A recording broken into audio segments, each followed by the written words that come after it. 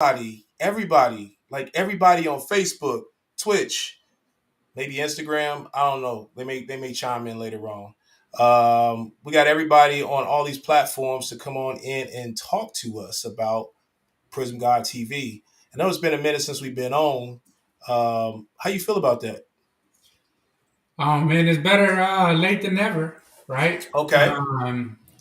It's been a while, but it's still something that the appetite was still hungry for. I know that we've been trying to link up for a few weeks now, and I'm glad it's here, right? I'm glad it's here.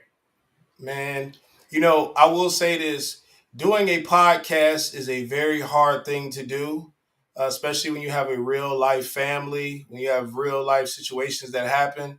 It's definitely hard to kind of keep up with this. So shout out to the people who actually are keeping up with like doing a podcast. I mean, those other guys that Luca Tiger Braun that came after us. They just took our spot, bro. They took our spot. I feel like I lost you, Mark. Are you there? All right, so it looks like I lost Mark. I'm probably here by myself. Let me see. Hold on a second. Mark, you there? Yeah, I'm here. Okay, did you hear everything I just said? Yeah. All right, so, how do you feel about that, man? I mean, like you said, it's life gets hard, life gets busy. But like you tell me all the time, and when you go to shows, it's something that the people want, right? So sometimes you got to make those sacrifices to do something that gives back to the community. You do your show, Culture Collision, and a lot of innovative stuff that you come up with. But I think it's real important because as we see the dip in the market, I know we're going to talk about that here in a little bit. It's good to give some perspective. I know we got a lot of new buyers, a lot of new sellers that are coming in. I can't count on my fingers and toes how many posts I see nowadays. Everybody's a dealer now. Everybody wants to buy everything at 70 to 75%, and Yep. in reality, that's not Man, realistic. you kind of talking about two. Hold on. You talking about the topics before we get a chance to talk. We got Oh to wow, introduce our guest first. I just want to have a soft conversation about like the podcast aspect of it because I know, man, I really in my heart I want to do a lot of content, yeah, but in reality, it's really tough. You go to shows. I see people like Rolf Cards, Kenny. Sasha doesn't really do it as much as he used to, but there's other guys that are out there doing all this content, and I just think kudos to those guys because they're being consistent and they're being diligent and they're putting out good content. yeah. So shout out to those guys. But for me, man, it's like it's hard because yeah, I do the show now, and I remember when the show was just an idea. And I think that we were going into the first show, we were doing a podcast, and I was like, oh, I was hyping it up to Culture Collision. We were going, Yeah. and now being at the space that I'm in now, it's just really hard to keep up with everything. But I'm really thankful to be able to be here now. No, for sure, man. And even some of the feedback that we got early on, it was like people would join in and listen to us on while they're working out, or they'd come back and they'd watch it because there is some valuable information, some insight. We do offer a different perspective, right? Yes. I think you said it best. We keep it kind of raw and uncut, Yeah. because this is how we feel, right? There's no agenda. There's no status quo. There's no politically correctness all the time. We Yep. just try to keep it as a buck as possible. And, sometimes that's for some people and sometimes it's not, for some people. But like I tell people in my everyday life, man, I try to be 100% transparent because and sometimes that's a good thing and sometimes that's a bad thing. Some people can't handle the truth all the time. But 100%.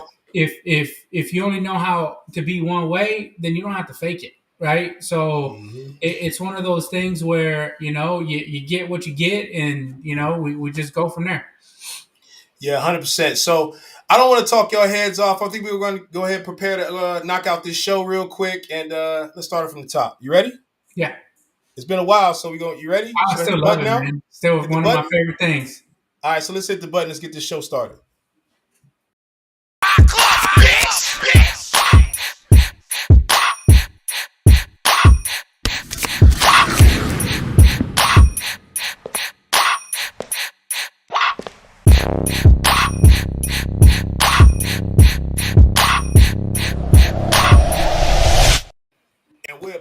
just like that.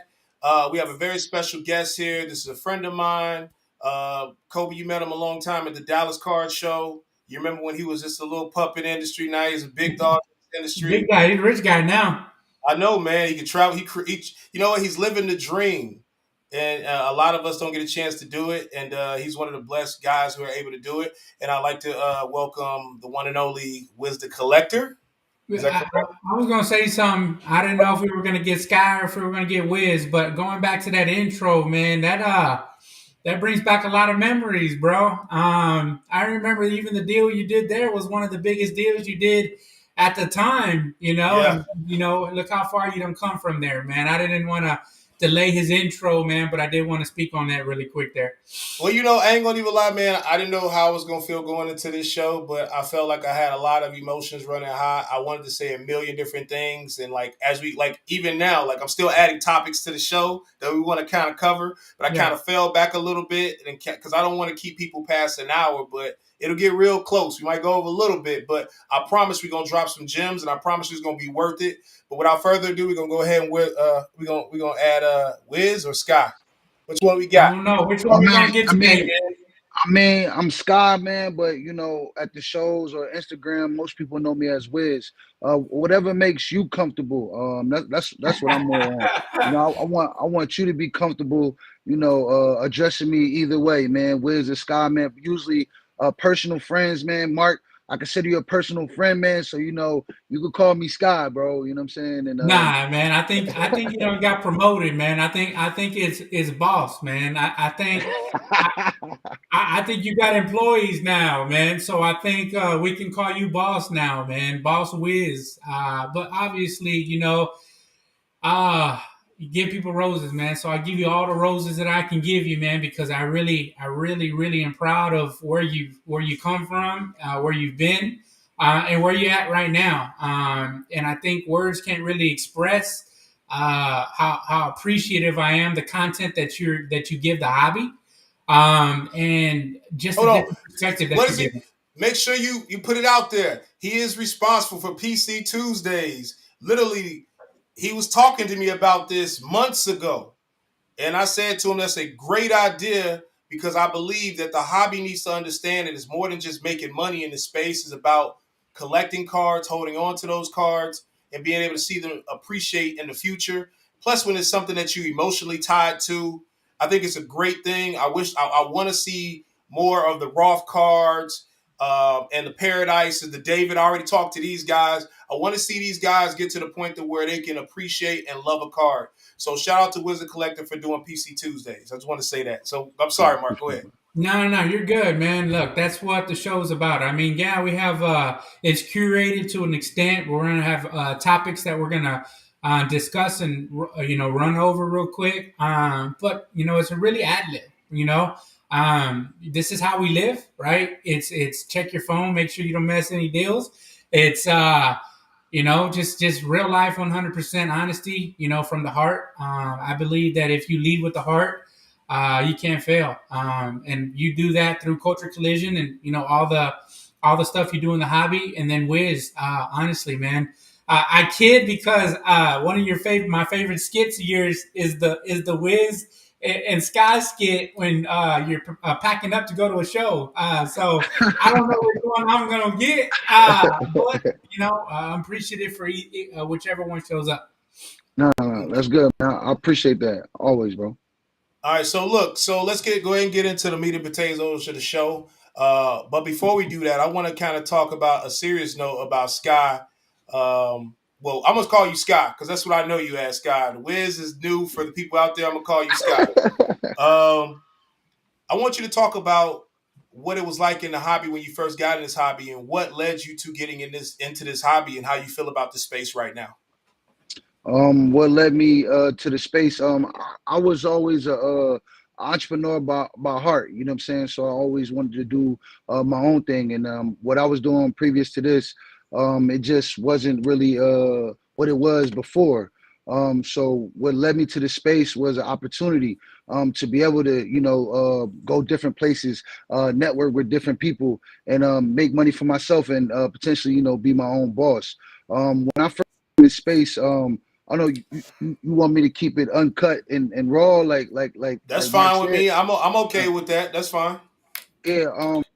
I first got into the space, I felt difficulties, more so trying to fit in the space. That's one of the reasons why I came up with the concept PC Tuesday, because I feel like a lot of times people don't as being a minority in the space, a lot of times people don't see us as collectors. And I think that I wanted to do PC Tuesdays to let people know whether you have a dollar card that you hold on to or $100,000 card you hold on to, it still has value. And that's why sometimes, like for me, I could post a PC card that is $1,000, or I could post a PC card that's $30. Some of the things that I do love, I don't even hold a monetary value on those things. And some people that are full fledged, into it as stock investments and things like that, they're like, well, you'll get to that point one day where it's just this. And it's like, I do have cards for that, but I also have cards that, like, I can't turn down a Bernie Mac auto, a one Bernie Mac or Cedric the Entertainer, excuse me, what I recently picked up. I can't turn that down because, a lot of us were raised on sports. I played a lot of sports in school, even a little bit of junior college.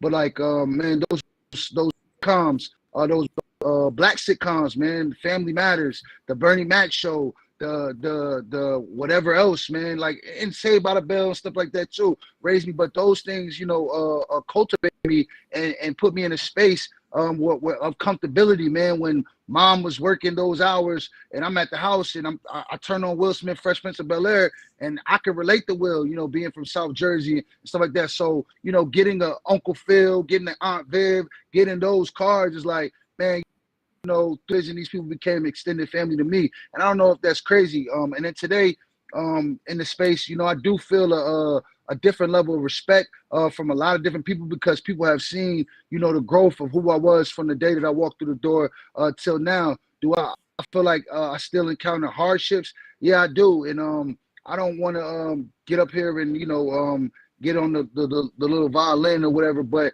I do face hardships. And, I'm trying to figure those things out, man. I'm trying to see if I can, maneuver in a different way to figure out these things and not necessarily point the fingers at everybody else. And hopefully every day, I'm growing to become a better person in this space and outside of this space, man, and to be more network friendly. When I first came through here, I wasn't really interested in networking. I had a purpose, which I still do hold that same purpose, which is to level up myself and get to where I want to be at. But I also, want to be approachable and friendly too, to the people that I interact with. Okay, that's a great point. Especially in this space where a lot of people don't necessarily, the hobby has a big area of opportunity. We have all these big, like we talked about years ago, I think at this point, Kobe Collector, but we talked about all these big companies going to come into this space, and we're going to Yeah. talk about one of them very soon, and Fanatics. We're going to talk about that very shortly, about how they're coming into the space and what they're planning on doing, and maybe some of the ideas that we can kind of figure out for ourselves, right? No, Um, and look, man, Sky, right, boss. He touched on some things there, right? Because coming into the hobby, we look around now, and it's a lot more diverse than we've seen this even 3 years ago, right? And people might not know this, but and I think we've referenced it before on one of our shows, but people think that just because you go to these card shows that green is the only thing that talks, right? But there's been booths, there's been people that I couldn't buy from them showcases because, color of my skin, right? Who I was, how I walked around. And as unfortunate as that may be, it's a reality, right? And it might not be talked about, it might not be mainstream because, it might not affect too many people because we're still the minority in this industry or in this hobby. But it happens, right? And that's unfortunate, right? And I think that hopefully and gradually we start to get to a point where that's no longer the case. And I think the last show I really didn't approach that or encounter that as much, but I know who to avoid, right? I just don't mess with those people anymore. mm, No, I definitely agree with that. What I learned though in this space, and I definitely agree with everything you said. What I learned in this space though is like, that's why you try to capture some of the better cards or the better products, because it's like, when you feel that way and then you get a dope card, you know that potentially these people have to go through you. That's why I respect you too. You know what I'm saying? Because I see you with your Jalen Green golds, jersey numbers, and things like that. And those are cards that in that product you're the only one with it. So all roads lead to you. No matter what I'm saying, Yeah. whether you black, white, Hispanic, what I mean, Latino, or whatever case may be. And that's why I respect Ralph, because I mean when you get a Jalen Green 101, you know what I'm saying, or you get this 101 or that 101 or the gold jersey number, it's kind of like it does play a part. And I think that these things are secret things in space that minorities may talk about, like, damn, bro, maybe I didn't get the number that I wanted, or maybe people don't want to get this card because maybe they're scared to approach me about this, or two, some people already have, and I don't want to just, I'm not copping the plea, but I don't want to just sit up here and say that because I am this person doesn't, because I would hope that the world is not like that. You know what I'm saying?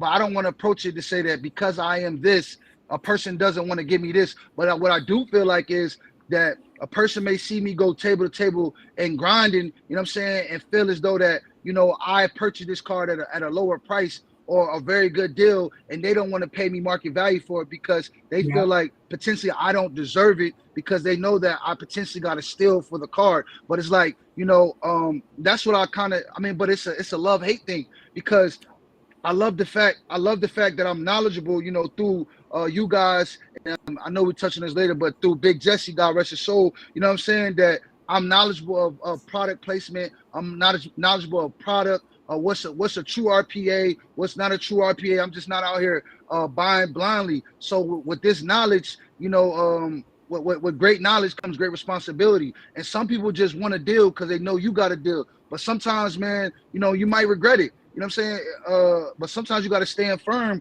on what it is that you believe in, man. Yeah. It's a stand for something, or fall for anything, man. And I feel like, in this space, it's money involved, bro. But the question you got to ask yourself, man, is do you love your integrity more, or do you love the money? When you get the money, will you be able to still look at yourself for maybe some of the integrity things or the moral issues that you had, you know what I'm saying, on the way? Will it all be worth it at the end of the day? Can you still look yourself in the mirror and say, I am, who I am? Hmm. Yeah. Great points, So man. And I Jim, appreciate you bringing up my brother Jesse. For a lot of people that know, Jesse Howard passed away about a year ago this week. This show is dedicated to him. I know we haven't really talked about it. I wanted to keep the show very light as long as possible, I apologize, without bro. making it too dark. But God rest his soul. Rest in peace, Jesse Howard. That's my brother for life. He is responsible for me, because when I gave up on this space, I moved forward to do something else. Like I was, in real life, and then he came and helped me and saved me. So the hobby saved me in a lot of different ways. It brought, and that's how I met Jesse. So through the hobby. So it's, you know yeah, what I mean. So the hobby is a great place where you can meet new people, and that's a part of that networking we just talked about, right? yeah, Networking. We got the Mint Collective that's coming up very soon. So for the people that are just like the show aspect of it is not as good as I would like it to be. It's not necessarily as good as like a Dallas or something like that, or Chicago, or even Culture Collision. But there are some things there that they actually have that are great, which is the networking aspect of it, with the atmosphere that they have. It's a lot of different things, I think, and they're still growing too. This is only their second show, so I like to see a lot of people there at Mint Collective to be there for networking. I'll be there, and I think Wiz will be there as well. We can't never get Mark to go anywhere, so this is going to be how it's going to be. But let's go ahead and talk about our very first topic of the week. I'm sorry, the show. The very first topic of the show we would like to kind of talk about is, oh shoot, it's not pickups of the week. We're actually talking about the new products of the week, which is Prism, and more Prism. How you guys feel about this new class of football, Prism? And are you guys buying it right now? Or you guys, how y'all feel about this class? What's going on? there's Talk no to me. quarterbacks. I mean, I guess you can go with Purdy, and I think you can go with Pickett, and you can go with Ritter or whatever the heck his name is, Skylar Thompson from Miami. But if you've been in the hobby long enough, you want quarterbacks, right? That's what sells the product. And I think that with the opening price point of $600, I think that that tells a story all in itself. Is $600 for a box of Prism football? I mean, that's the lowest the price has been in a few years now. Hmm. All right, but you know what though? You know football from last year's class, which has a better quarterback class. I think those boxes are about $900 now.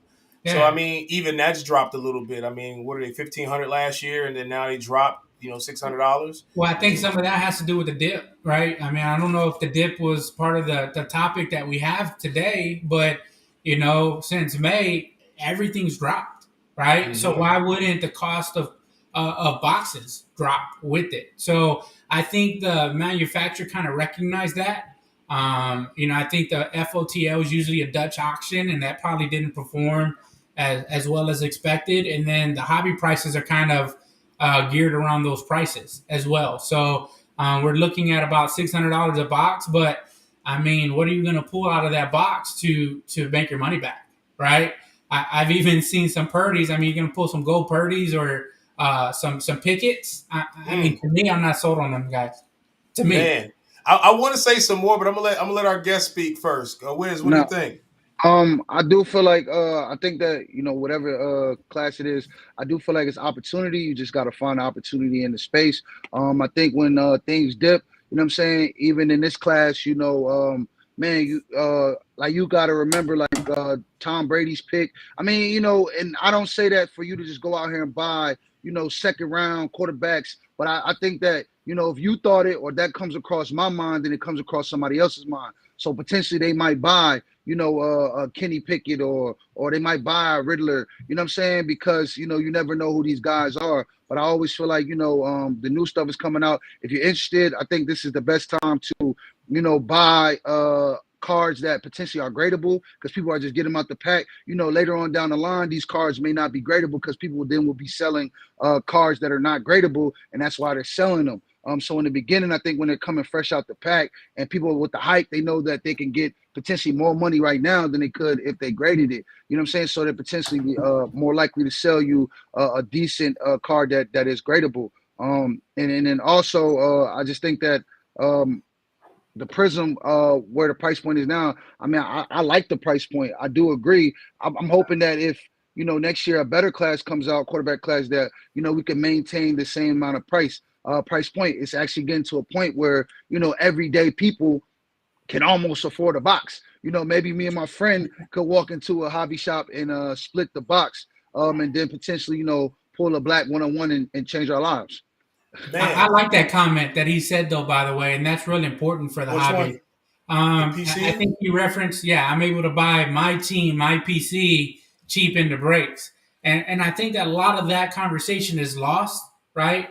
In the whole business side of things, where everybody's trying to make a buck and to make another buck, right? But where does that buck train in? But I do like that. So thanks for sharing that little anecdote there. Yeah.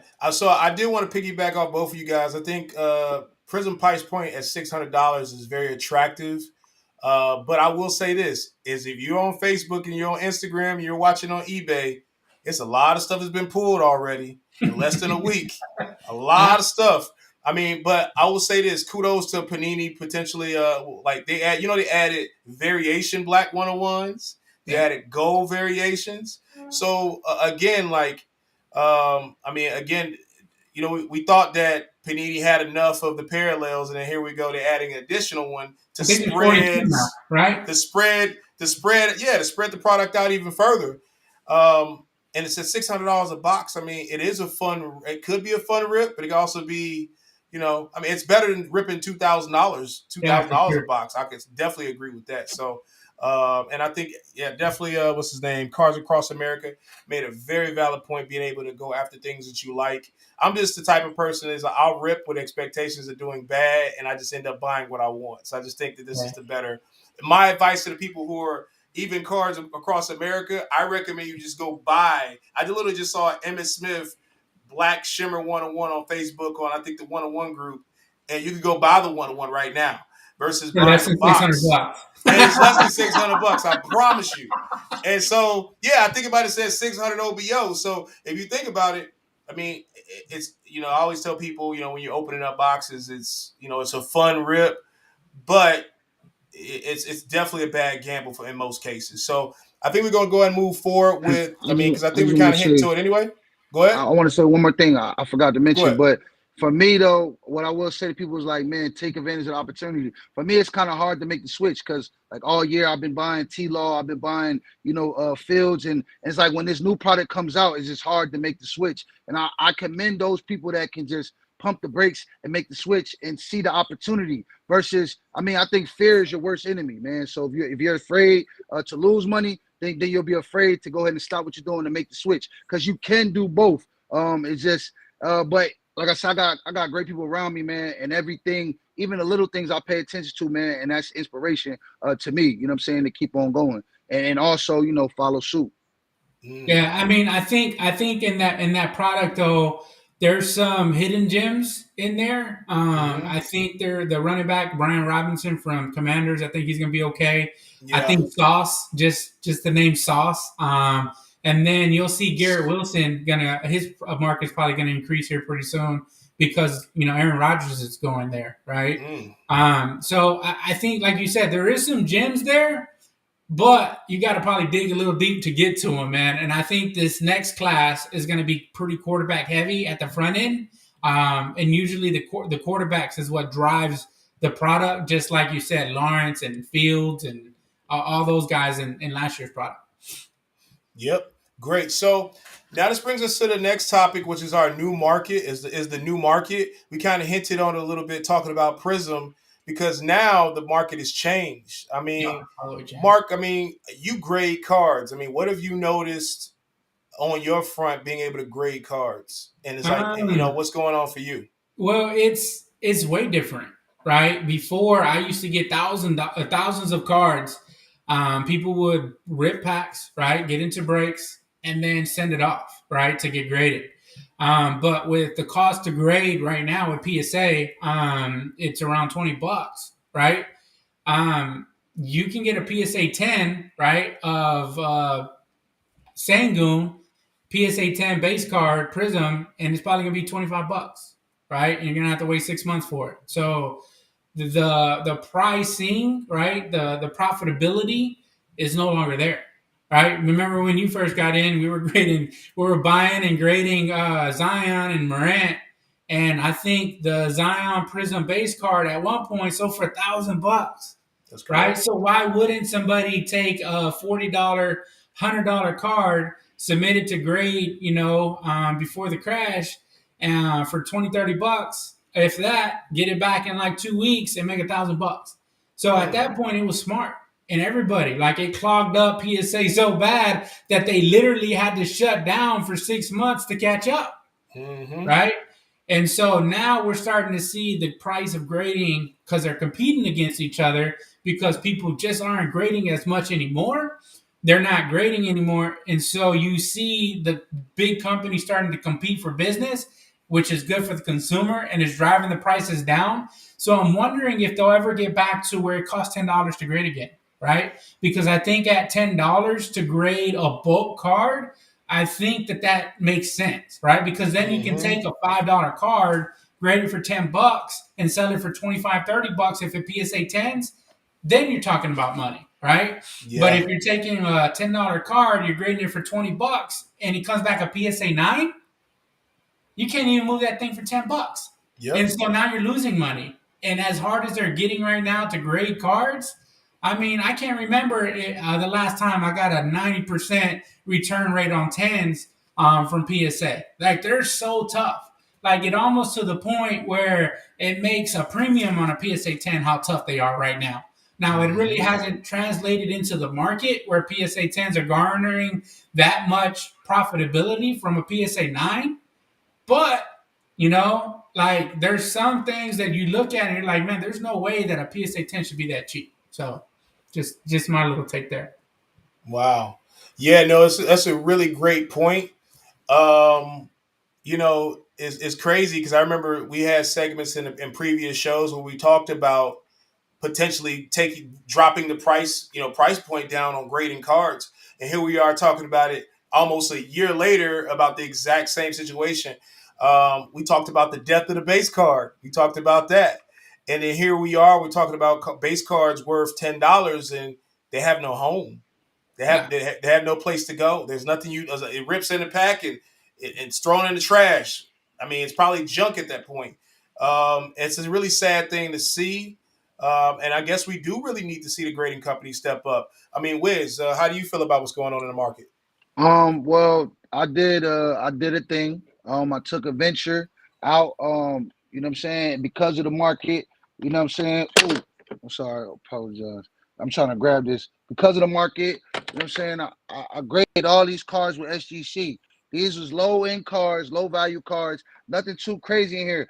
Usually I would send something like this to Mark, but what I do regret is when I see the non-fobs I'm getting back, I'm like, dang, they could have been potentially tens. But with the time that it would take, and this is something from the pandemic that I got from other people, the time that it would take for me to get it back from PSA, even though people are saying that potentially I may have would have got these cars back in a month. I got these cars back less than a week. You know what I'm saying? And these are lower end cards. The non-fives potentially could have been 10, but these are cars that went from $100 raw to $300 as non-fives. So now I could just go ahead and throw these on eBay and just keep the ball rolling. I think that I know Beckett and PSA, demand the premium, which I understand, man, but don't be afraid to utilize all your resources, man. And it's like, you don't have to be, if you don't want to be labeled as the guy in the SEC, it's so hard to move. And and I agree with that, but on eBay, it's not. Like, I feel like I'm so good into these cards that I could just put them all on bids, set it and forget it. And whatever I get from it,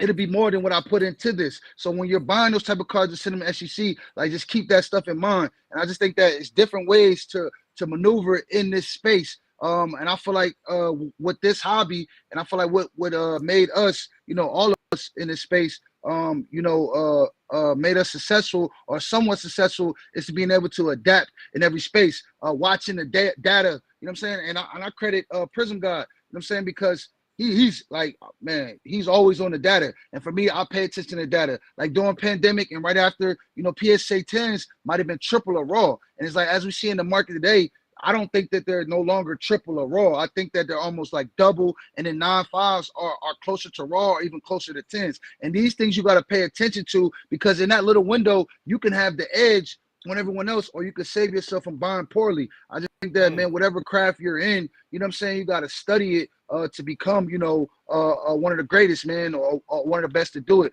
And I feel like, man, humble yourself, man, and always remain a student of your craft. Yeah, I think one of the more important thing, and I'm gonna recycle something that you said before. I give you a little credit here.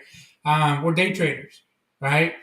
And door to door is paramount whenever you're trying to start a machine. And I always talk about buying and selling as a machine, right?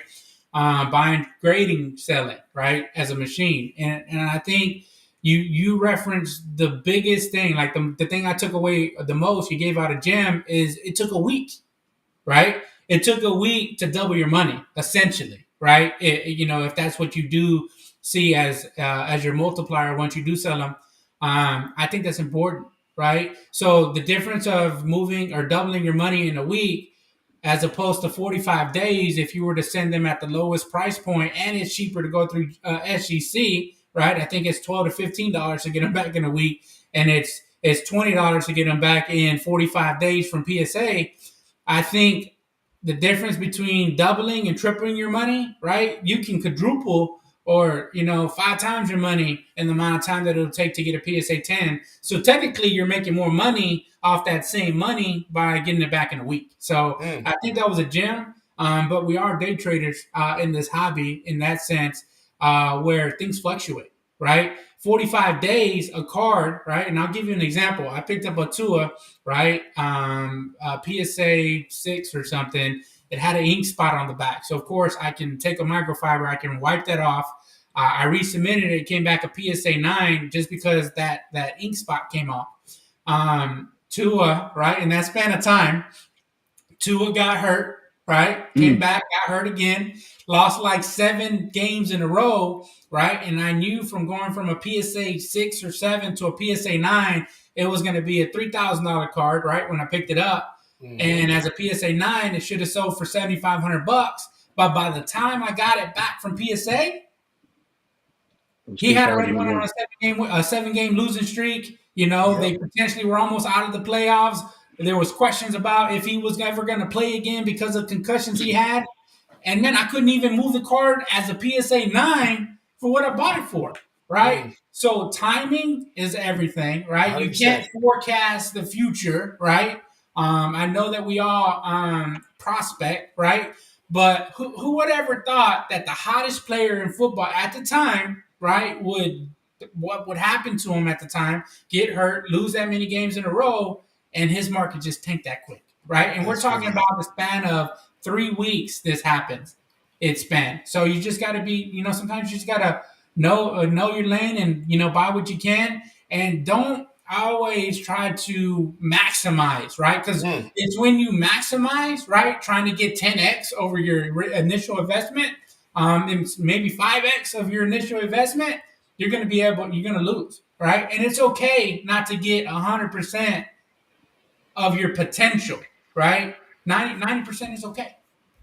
Yep. It's funny. I literally tell a lot of my friends that, including Wiz, is sometimes in this space, in this new market, because that's what we're talking about. This new market is very different from when it has been in the past.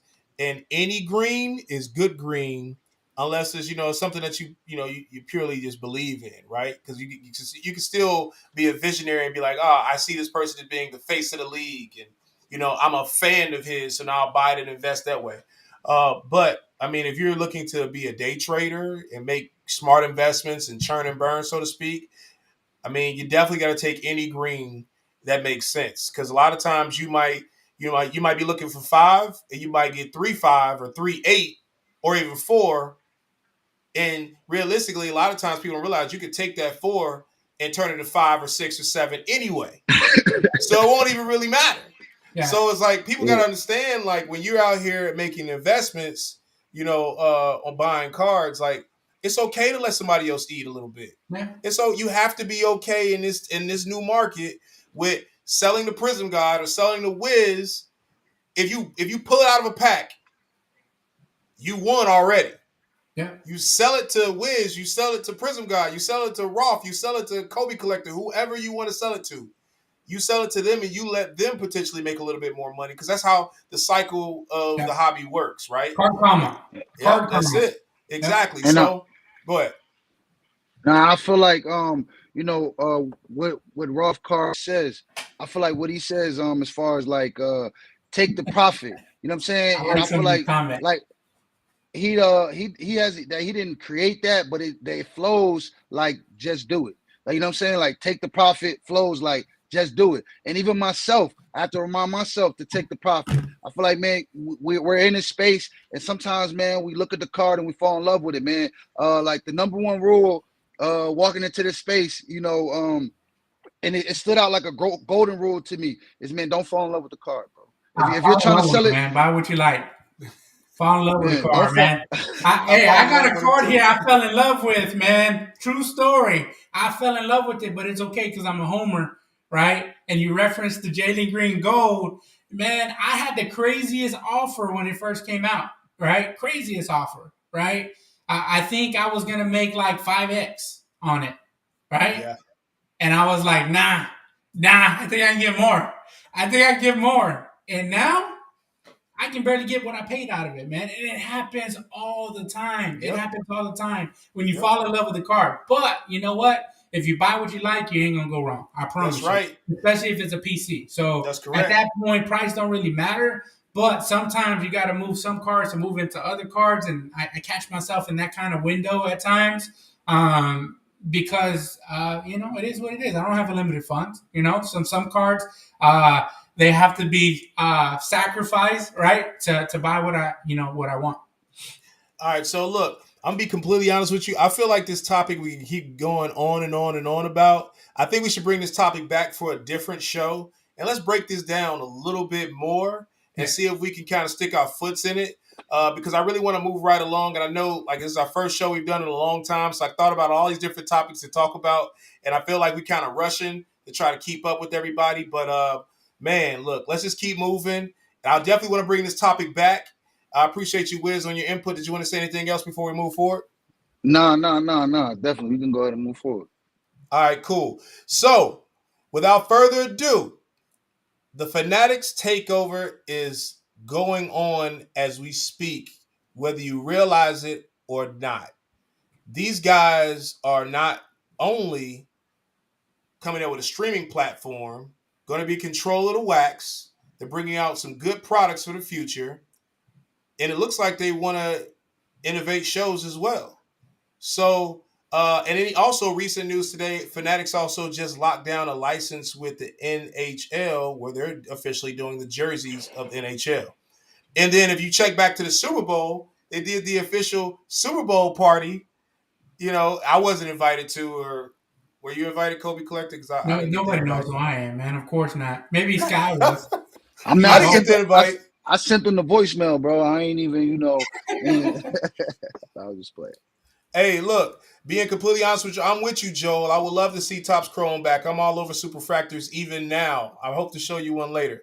But Fanatics Takeover is really amazing. I want to show you guys a short clip real quick, okay? I want you guys to tell me what this reminds you of. You ready? All right, let's go. Check this out.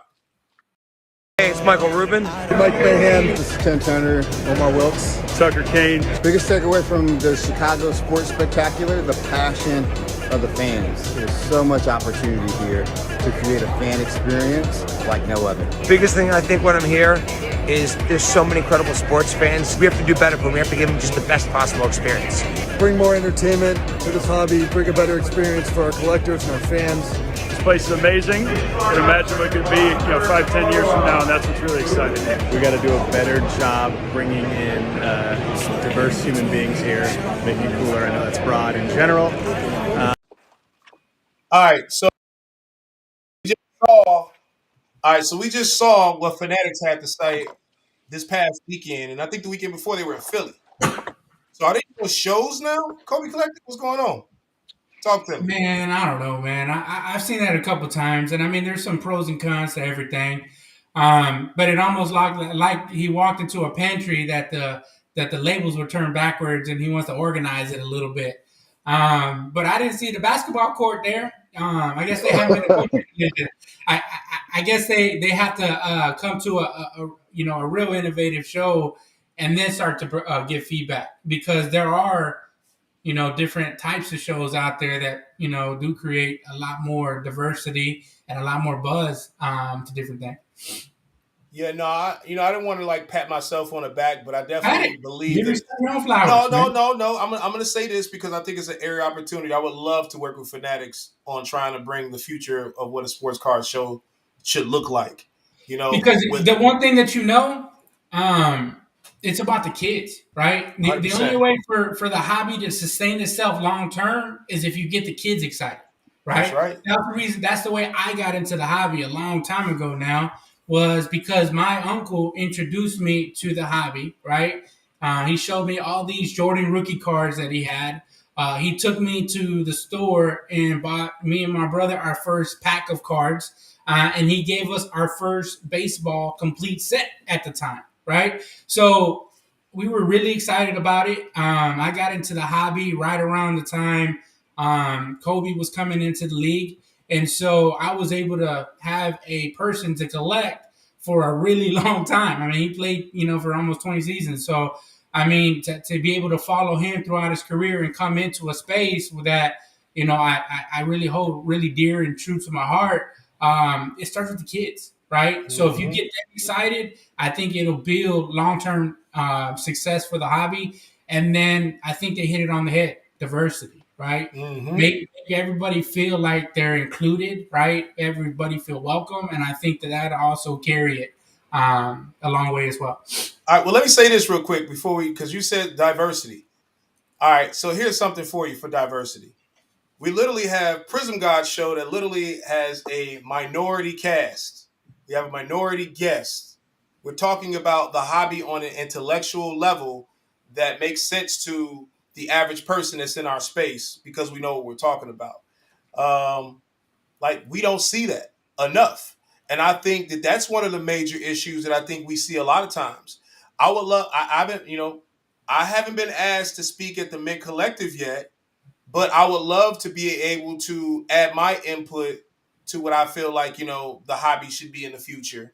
I would love to be able to be that person. And I would love to see Wiz. I love to see Peter Pac-Man. I love to see all these different guys. Even you, Gobi Collector. I like to see you too, but you won't come to a show. But I just think it's important that we see different people who actually know what's going on. I think a lot of times, I think when I see people like, and I don't want to knock my sponsors whatsoever, because I appreciate my sponsors, but I think it's important that we don't just focus on the athletes and bringing them in to talk about our space, but we actually focus on the people who actually are in our space, who look like us, who go through the things that we go through, especially coming from a space where I had to start from the bottom, and then going from there. That's just my take on that. And I know Sky has a wonderful take, but I was gonna just to piggyback off of that. Look how much buzz was created when Drake was opening boxes, right? Like, how influential would that have been? Like, I don't know if we have any memorabilia or any autos or anybody has approached Drake, to do an auto set or whatever, or to create a line of cards like they did with Aoki, when Aoki was getting into the space. But it hit different channels, right? It brought a different perspective, a different kind of buzz. I think I was up late trying to see if he was going to hit that triple logo man that night. So it was pretty cool to kind of see that, from that perspective. I've seen athletes rip cards and how excited they get when they see players that they play with every day. I think they know the good players and the bad players, because when they pulled a not so great player, they were like, that guy, right? But they knew who Luka was, right? I think it was a 2018 Prism box that they were busting that day. So they knew who Luka was. They knew who Trae Young was. They knew who LeBron, Kobe coming out of a pack was. So that resonated with them. So it is pretty cool to see those guys ripping wax. And, I'd like to see more of that for sure. I agree. Wiz, what's your take on that?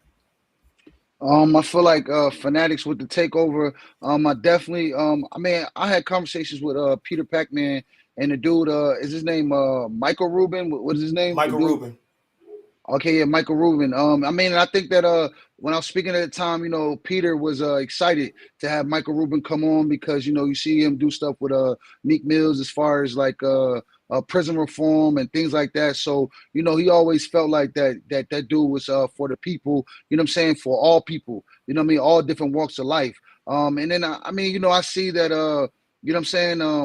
I don't know what sticks out to me, like when I seen them talk about the diversity, it cues into, the black guy, and the black guy says, about diversity. I think that in this space, though, to actually say that, and that's all I can, kudos to him. But to actually say that one says diversity, I think we have to see that in this space to say that's what you really want, because it's a lot of minorities, on these cards. Like if you go to baseball, Mark, I know you can contest, Latino, Spanish speaking brothers who don't even speak English at all, but you can go for this. But then, as you would say, then you can't even go around a room and, without feeling uncomfortable around you or this, that, and third. So it's just like, I feel like we got to find a way love, to the people that are walking through the doors also, and it's not just, I've had dudes, I've done a deal with, people and PayPal, has sent them a check and they're like, man, I know who you are. I'm saying you're good, but I've had like me and take me outside and, want to talk to me for 30, 40 minutes. Like, I don't know if this is going to clear or like, bro, I'm not going to disappear off the circuit, off of this one deal. But I do believe if you diversity, bro, and on, then I feel as though that you should show it. Don't keep talking about stuff. You should show it. And that's why for me, I don't really try to and this is not a great thing. I don't network or really even a lot of that stuff, because I'm more so afraid of being let down. That I would give my all, and try this and then still wouldn't be successful fitting into a genre or a group of people that really didn't accept beginning. That's why, I always got love for, my brothers, the people that I walked in the door with. As long as I'm good with them, when I go home and hang my coat up, man, I have that inner peace, man, and love. And I know we got to go to the next topic, man, but I want to say this about Fanatics. If y'all listening in, find a way to buy Upper Deck, right? Find a way to Yeah. buy Upper Deck. I want to see LeBron autos again. I want to see Jordan autos again. And I know that's probably going to water down the market a little bit. But let's see those autos again. Let's see some on-card autos again, right? Because, nobody wants to see stickers, honestly. Let's see game worn memorabilia and cards.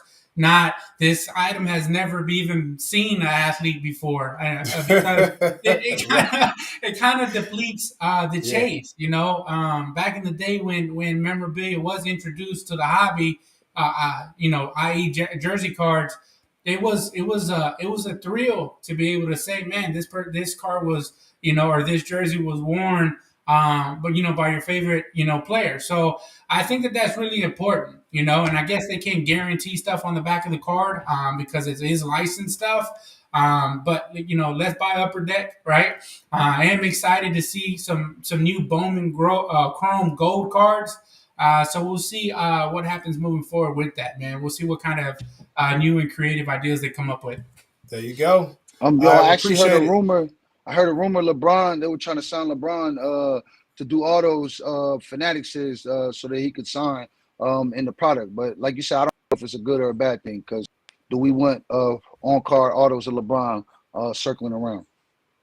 National treasures, I think, in some products, not all products. Crazy. That would be crazy. So Alexa, very important to continue to hire the right people and bring value to the hobby. I agree. How much can you pay LeBron to sit and sign autos those days? All right, so and shoot, man, I don't know. That's crazy. But I actually heard rumors though that LeBron is on board, because if I'm not mistaken, I think LeBron is a part of the Fanatics deal, if I'm not mistaken. So I think that he will be involved in that going forward. Don't just like Jordan. That's what I heard. Jordan can't sign because his signature is actually bought by Upper Deck. So you'll never see stuff on anything other than Upper Deck memorabilia. Like he's one of their signed licensed people. You'll see it though look, you already get Jordan autos on Goodwin, right? You get LeBron autos on Goodwin, right? Let's put it on a good product, man. And we'll see what it sells like. All right, so let's move on to the next topic. The next topic is, that's not it. Pickups of the week. Pickup of the week. So in this new segment that we're adding to the show, including Sky or Wiz, we want to see what your pickup of the week is. If you have it on hand, I know you probably sold something. I don't know if you have it on hand, but whatever pickup of the week. In this case, for me, it's probably going to be 2 weeks. I think I did a lot of buying in Dallas 2 weeks ago. So how we looking? How we looking, Kobe Collector? Something small, right? I talk about it all the time. You see the post that I put on Instagram. If you can't see it, it's a Jalen Green Recon RPA, right? So it doesn't have to cost $1 million, right, for you to pick up something. It doesn't have to cost $1 million for people to like it. I haven't posted it yet, but it came in today. Picked it up actually in a trade. We talked about the new market, and it's actually easier to pick up cards trading than it is buying these days. I've even seen a guy that I offered him full asking, but he wasn't selling. All he wanted to do was trade, right? And he only wanted to trade into specific players. So it's actually a really cool card. I actually really, really like that set. A guy offered me a De'Aaron Fox 101 just like it that I'm probably considering buying. For them, NCAA didn't take all my money this past weekend, I probably would have already bought it. But that's a whole nother conversation there. But yeah, man, hey, buy what you like. And you don't really care about what the price is going to be. All right, Wiz, how you looking? Shout out to Joel for your pickup. Good pickup. I don't have it on hand because I'm a very fast, diligent shipper. But I recently I picked up this weekend. I picked up a Trey Lance Immaculate 1/1. I picked that up at a very good deal. And posted it on eBay and it sold. I picked it up on Friday and I sold it on a Tuesday. There you That's go. how I kind of like it. It was a 1-on-1. Do I feel like I could have got more money out of it? Probably. But did I make a good amount of money off of it? Yes, I did. And like you said in the beginning, man, leave something for somebody else. And Yeah. then just keep going, bro. Just keep going. Leave a little meat on the bone, man. There you For sure. go. Good job. Good job. And I guess for me, I still have mine, and I'm still every time I look at this card, I just think to myself, it's still beautiful. I did want to show y'all something else, but I'm just gonna go with my Star Wars Superfractor. Star Wars Superfractor is the cover art. Um, I mean, outside of Jay Z, I post Jay Z a lot on my Instagram page, and I'm like people just literally somebody posted in the chat like, "Oh, it's nice to see you in the Star Wars realm." But I'm like, bro, I have a box over here that's full of Star Wars stuff that I don't even post or show people. So Yeah. it's because I never really looked at it as an opportunity for me to make money. It was just something I was just into. Because at the time, Star Wars boxes was like $100 a box. So now that they're like $400 a box, which is almost $200, less than what Prism football costs, it's like now it's different. And now this stuff sells for crazy money now. But I'm really appreciative to own this card. Hope this to happen, to keep this in my family for a while. So really Hold on. excited about Hold that on. card. And I want to show this one. It is on hand. This is my. You can't really see it, but I mean, you can't really see it. Oh, here you That's go. it, Cedric. I can This see is a little bit. Cedric the this Entertainer. this is a Cedric Entertainer. What I really love about it is that it's Don Russ, Panini Americana, and it also is a 1 of 1.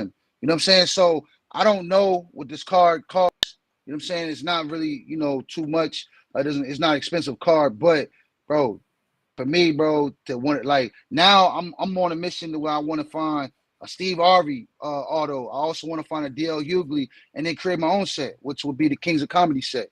You know what I'm saying? Because I already had the Bernie Mac. You know what I'm saying? And my thing is like, that's what I feel like what we, what I'm saying, collectively, the people can bring to this space is, what I mean, bounce outside of the guidelines. Like I never picture myself ever being a set collector. But if I create my own sets, you know what I'm saying? I'm interested in collecting the Kings of Comedy set. And it's like, it puts a little, swagger on some. It's like, I look at sometimes, like, even with PrizmGawds with the show, a lot of times we go to these shows and I see him in black and white. You know what I'm saying? And then it's like, I don't know if you ever seen WandaVision. Then like when WandaVision moved into the neighborhood started turning into color. You know what I'm saying? I feel like that's what we have to bring to the space, man. And I want to say this to the masses, man. Don't be afraid, man. You can invite people on, man. You don't have to be a biter, man. You can definitely, work with someone and make the whole space better. It's not about who's better than each other. It's about a collective group trying to make this space better for people in the future, whether, all. And I feel like if people can love to, cards of all different types of people, then I feel like we can all, enjoy to love all different type of people. Man, that's love. I think Great one point. of my favorite cards I've ever graded was from Ralph, and it was a 101 Black Panther card. And I don't know how much it's worth, right? I still have it. But it's one of the coolest cards I've seen. And obviously, I grade a lot of cards and a lot of high end cards. I grade for some overseas folks. But that's one of the coolest cards that I've seen. And it just goes back to it doesn't have to cost $1 million, right? Just like we talked about knowing your lane really early. If you go back and look at our videos, you don't have to keep up with people, right? That's not what, to me, the world should be. It should be understanding who you are, understanding what your capabilities are, and then maximizing your potential, right? Yeah. Don't ever try to chase somebody else's pockets. Don't try to chase somebody else's potential because that's not your lane, right? It's their lane, right? It's their road that they have to walk in. And if you always remember, as long as you're doing it for you, right, not to chase other people, I think that you'll have longevity in this space. Wow. Yeah, that's deep, man. I feel like we get a little emotional right now because we're getting towards the end of this first show we ever had in a while. But I appreciate you guys showing me your pickup of the week. I think I want to keep that segment on the show every week. I would love to see what Mark picks up. Hope you guys enjoy seeing what I pick up. And make sure you guys pay attention to Instagram PC Tuesdays. It is Tuesday, so PC Tuesdays, make sure you post your cards. I'm going to post mine tonight so I don't miss the cutoff. of PC Tuesdays, and show some love for Wiz the Collector. All right, so one of the last segments of today is something new. We have not done this before, but we're going to use you as a guinea pig, Wiz the Collector. You ready? You I'm ready? ready, bro. I'm ready. Born ready. All right, so we present to you hold or sell. Okay. So We're we're going to give you 2 names. You hold one, you sell one. You want to go first, Mark, or you want me to go first? I'll go first. All right, bet. Let's go. Ryan Garcia or Tank, man? Man, Which one you you holding? Which sell one you Ryan selling? Garcia. You sell Ryan. You sell him. Tank, you hold forever. You hold Tank forever. Forever. That's it. Tank, that's Floyd It's gonna be a Mayweather good fight, I 2.0. think, man. No, sir. No, sir. I hope it is. It's over in 8. I promise you. Ryan's on the mat, sleep, man. Mark, you're gonna have to go wake him up, bro. So you're holding Tank and you're selling Garcia, is that correct? Yeah. I'm holding Tank. I'm holding Tank. I'm holding Tank. I'm selling Garcia, bro. I'm selling Garcia. There you go. All right, next. You want me to go all 5? Oh, sorry. Yeah, I'm sorry. You're right. Mbappe or Holland? Man, bro. I mean, I feel like the performance that Mbappe had, I think you hold, you sell Mbappe, man, you hold Holland. That's the correct answer. Don't let your emotions get involved. The correct answer is, go ahead. No, I'm listening. So you're going to sell, just so we're right, you're going to sell Mbappe. That's hard, though. You're going to hold Holland, right? Is that correct? Yeah, I think because Mbappe has such a performance in the World Cup, I think like at that moment or even now, you can sell off. Man, don't sell them all. Sell him right now. I feel like Holland hasn't like. I feel like the potential was there. He gave us a 2-way answer, man. I don't know about that. Can we accept that answer? Man, I don't know, man. It's like I think he already said sell Holland now. I don't know. All right. I don't know what he's doing now. Sell Mbappe, whole Holland, bro. Sell Mbappe, whole Holland.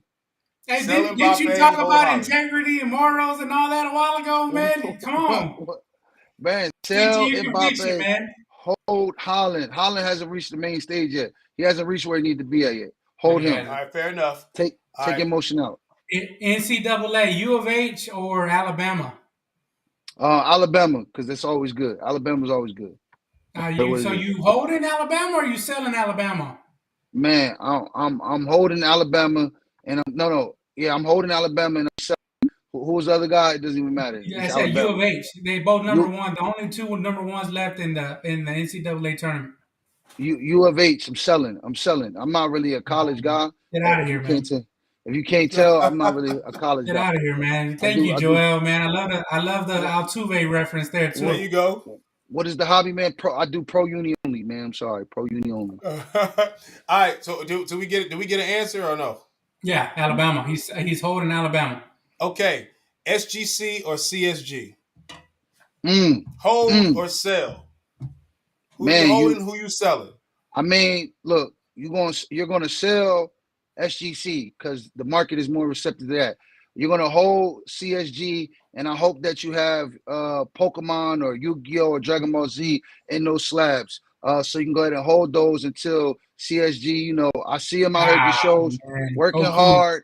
And hopefully, CSG eventually when it's time for you to sell them, those things will be worth something. A lot more than I do like the interaction from the crowd, though, man. I don't think Wiz knows what the hell he's talking about right now, but I do like it, man. I do like the comments.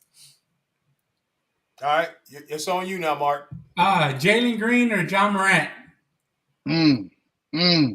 Hold or sell? Hold or sell? Who you holding? Who you selling? Which one you gonna go? What the people gonna say? Y'all might need to help him on this one. Who y'all doing? What y'all doing? Man, I think selling or holding. I think that I'm a firm believer of second chances, man. So I'm selling Jalen Green.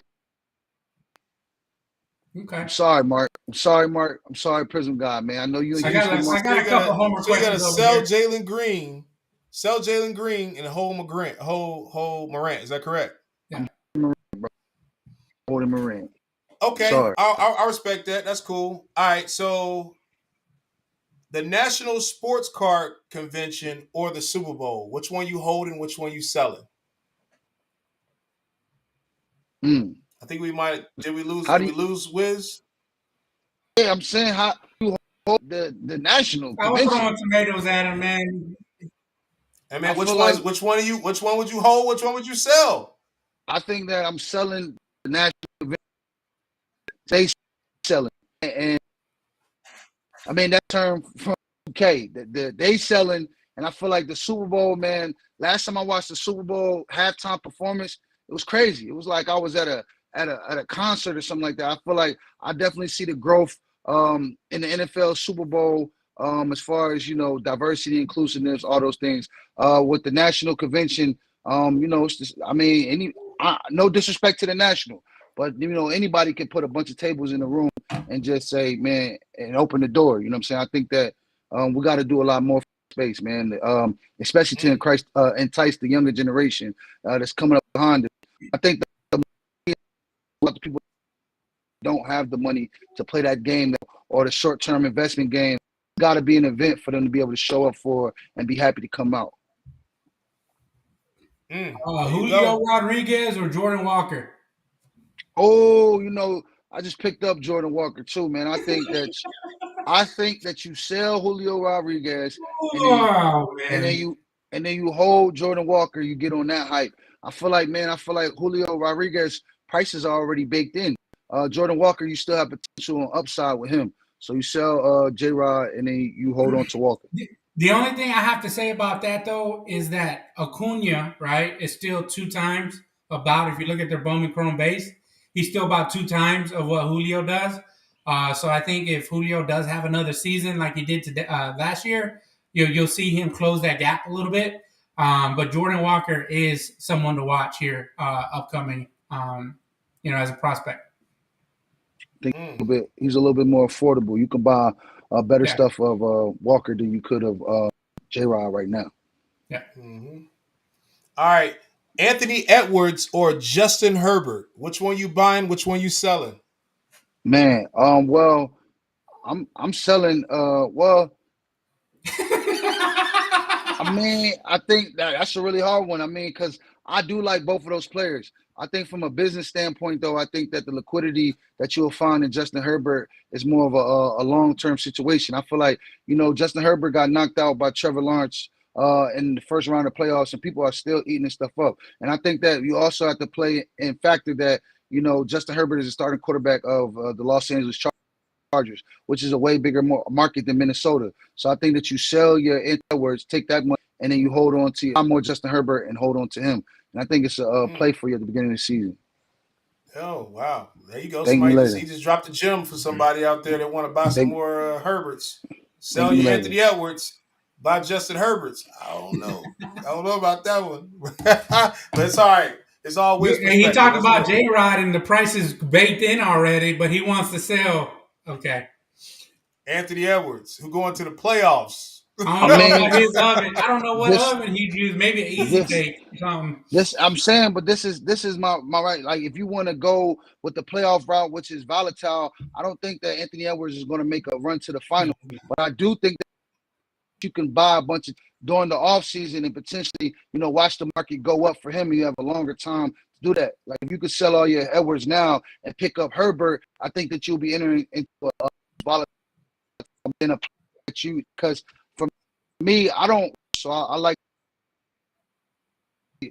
clear cut. It's like, yeah, I could potentially make more gambling game, but if I wanted to gamble, I feel like I would just one of those apps and just gamble. Don't do that. Don't do that. All right, it's on Speaking you. from somebody, don't do that. Bryce Young or CJ Stroud?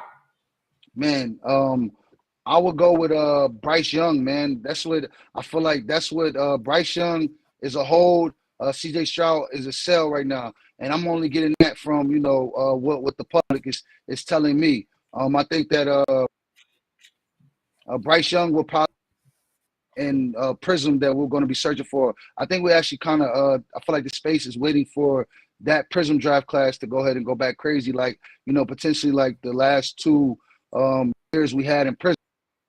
I definitely enjoy those years when you already know who it is that you want. As soon as you come out, you know who you're looking for. There's no like smoke. I feel like right now it's kind of foggy. You don't know who's who right now, and I don't really want to buy backups, to be honest. Well, they're both going to be starters. They're both No, day one starters. no, I'm talking about in this year I'm buying a lot of backup quarterbacks. Yeah. Yeah. Which I think is kind So of there crazy. you go. All right, was that your last one? Yeah, you only told me 5. Okay. I got one for you. You ready for this one, Wiz? Oh, I thought it was over. Thought I made it. You ready for this one? I'm ready. You sure? Yeah, Are you ready for this one? I'm sure. All right, let's take it there. Hold or sell? Michael Jordan or Luka Doncic? I mean, look, that's really. And I think. I just can't say the difference. I think that I can't say anything different than to say hold Jordan and sell Luka. I mean, at the end of the day, like Luka, man, bro, like Luka is high. Like as far as the prices for someone that hasn't really done anything. I mean, I just think that Luka, you could potentially be setting yourself up for a long-term failure. I think that people have bought so much Luka that they gotta keep the prices up or buy those NTs, especially if you bought a lot of those. You kind of obligated to buy them to keep the price, up. But that's a no-brainer, man. You hold Mike and you sell Luka. Like Mike is Mike. Yeah, Mike is Mike. I agree with that. It's almost really fair to say that you handled that pretty well. Hold or sell. How did you like that segment? Was it okay for you? Oh yeah. No, it definitely was, man. I definitely like the hold or sell, man. It puts you on a swivel. Excuse me for my NCAA picks. I'm not really an NCAA guy. You know what I'm saying? But I hope I did. I hope I did y'all just do. Yeah, No, we Alabama really does look good, but the Cougs look good too. And Alabama actually beat U of H in the regular season. And U of H is actually going to the SEC next year, or 2025, right? They're going to the SEC. Well, U of H is going to the Big 12. I'm sorry. Texas is going to SEC. So we'll be excited to see what U of H does in that new conference. Alabama, traditionally known as a football powerhouse.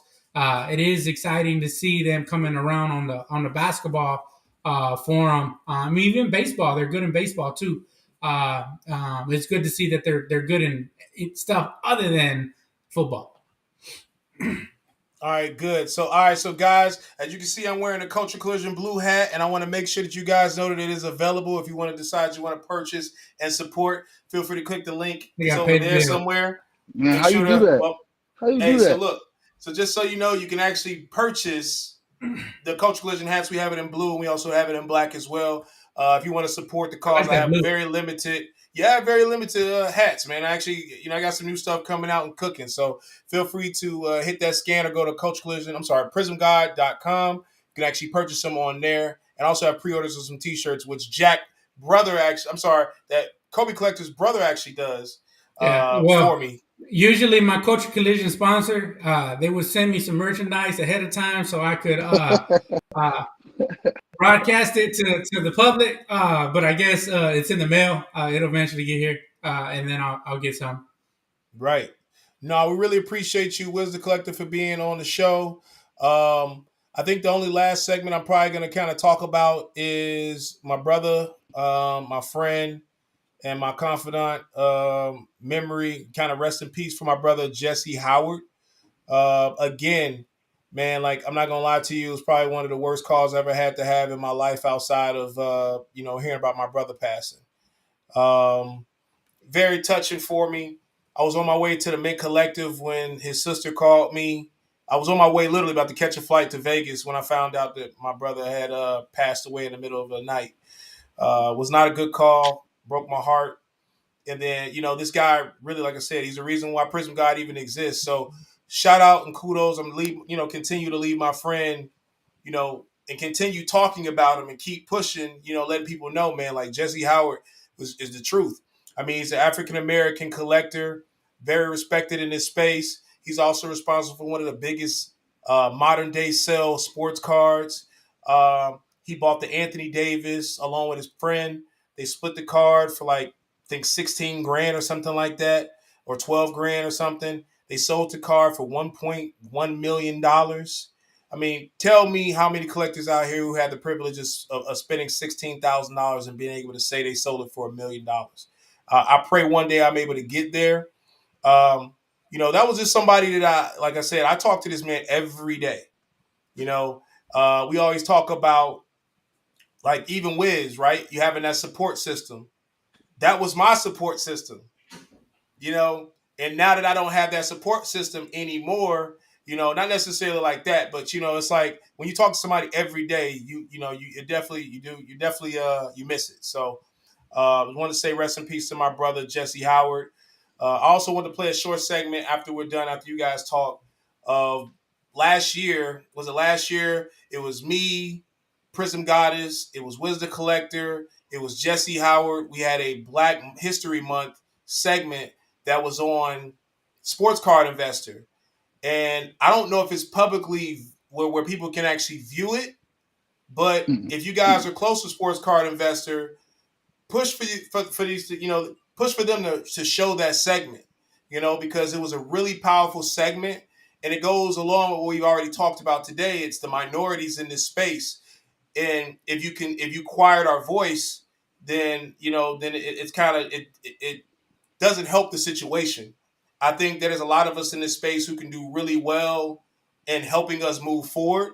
And I think that conversation we had last year was a great conversation. I'm thankful that I could have my brothers and my sisters to be a part of what was going on. So I'm really thankful there. So, I mean, I'm going to say that, and then y'all guys can talk, and I'm going to go ahead and play the video when you guys are done. I'll say something real quick, and then I'll give it over to Wiz. We were actually lucky enough to have him on the show before, and the thing that always stuck out to me that he said, man, is that he was always known as a guy with the museum pieces, right? And the thing that I understood the most and knew about him, man, is that and another buddy of mine, right? They grew up. Like, it must be some Chicago thing, because they honestly would hold on to cards, right? They would understand that there is going to be a up, there's going to be a down, there's going to be a up, there's going to be a down, and there's going to be up again, right? And they have the foresight, right? And my other buddy that I'm referencing is Windy City Sports Card, Gerald Fortier, and then they were good buddies too. They have the vision, right? They had the vision. They had the tenacity to hold, right? Because we saw record sales in 2020, 21, right? 2022, we saw record sales again. But they held on to this stuff, right? And I think knowing that patience, having that kind of willpower, because it takes a lot of willpower to hold on to something that you bought for 16,000. I'm pretty sure they had offers at 50,000. They had offers at 100,000. 250,000 once, 200,000 the second time. And to hold, right? To have that vision, right? To be able to hold that kind of stuff. And like I said, kudos, right? You don't see them are dinosaurs.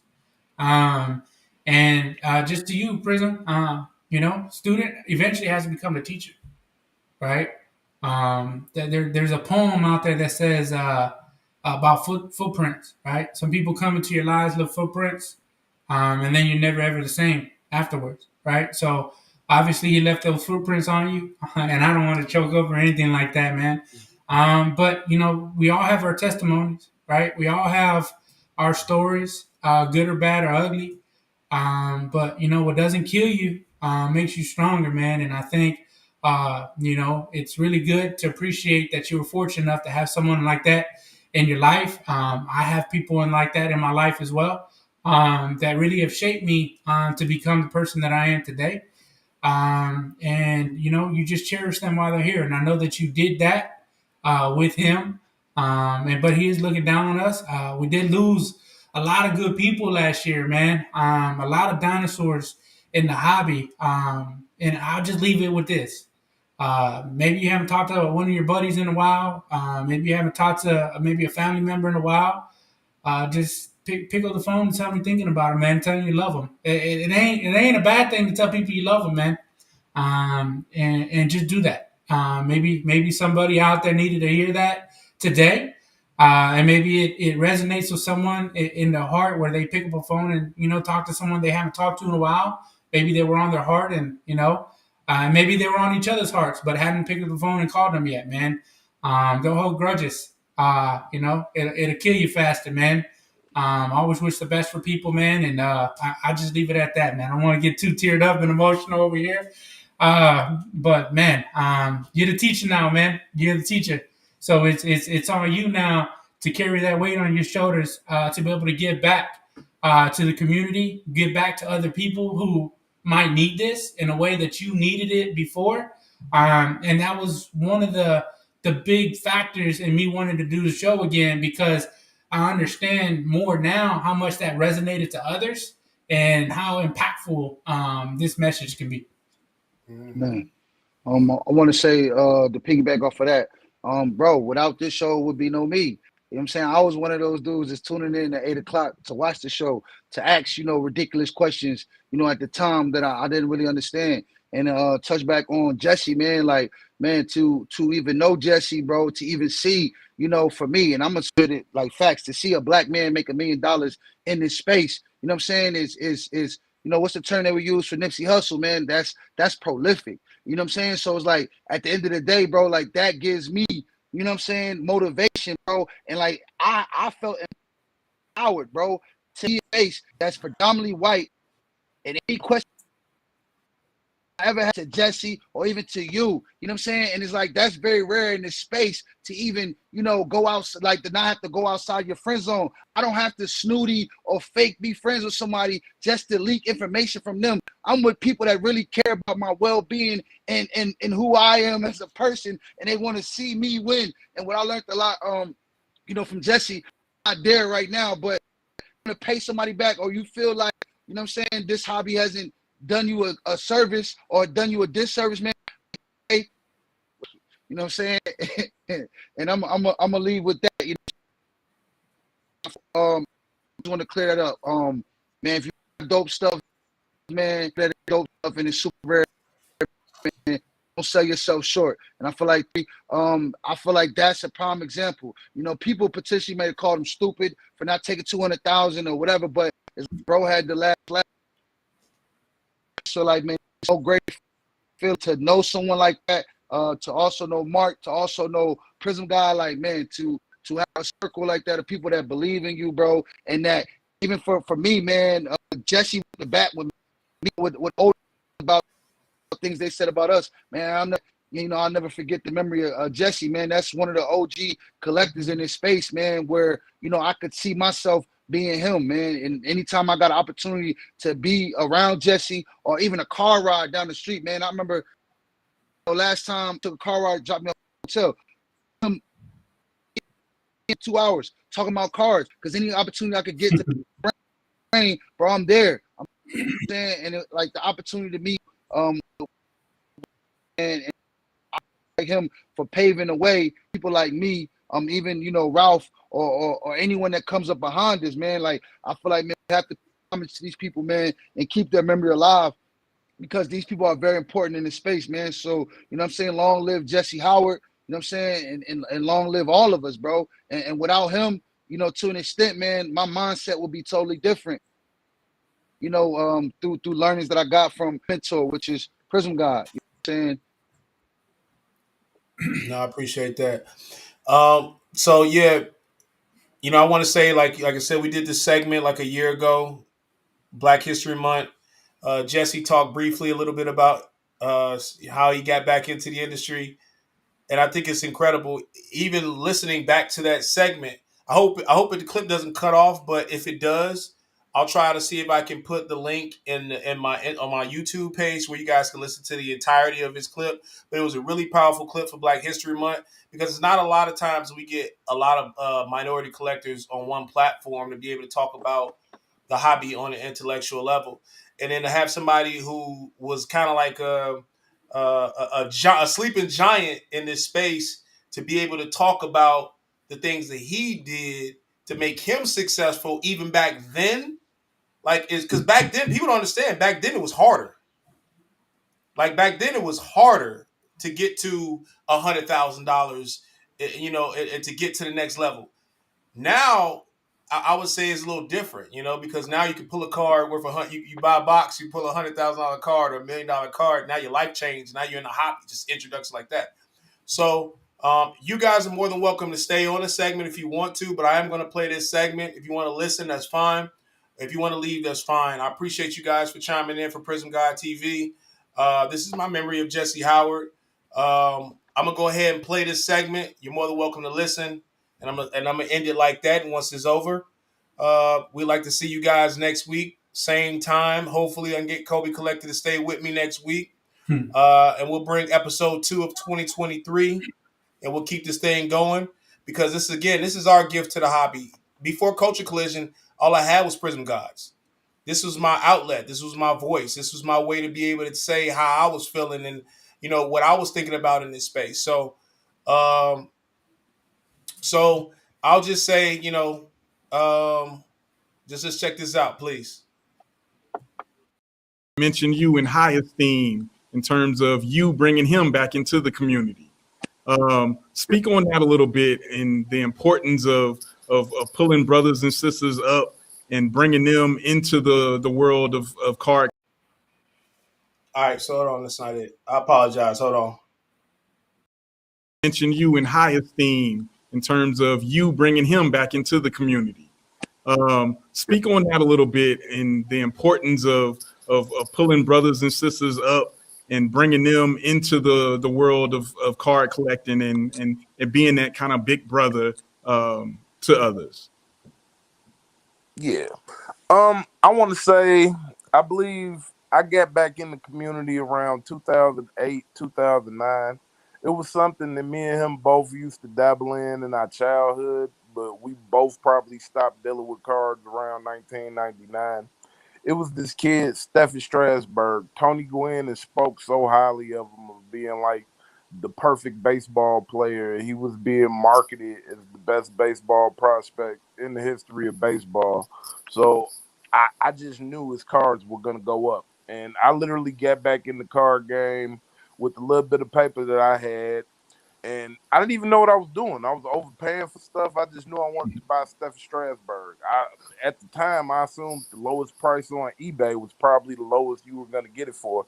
Not knowing about completed listings, not knowing how to 100% look stuff up. Just hopped in. You know what I'm saying? No help. And I ended up, making like $60,000 within the first 4 months that I hopped back in the card game. And this is in 2009. And it was for me investing in Steffi Strasburg and investing in Aaron Rodgers. Yeah. That's my brother Jesse. I appreciate you guys checking in. The guy was special, so I appreciate you. Appreciate you, Kobe Collector, and I'm gonna say good night. You gonna play the outro? Yeah, I guess I can. You're gonna leave it like that? I'll play the outro.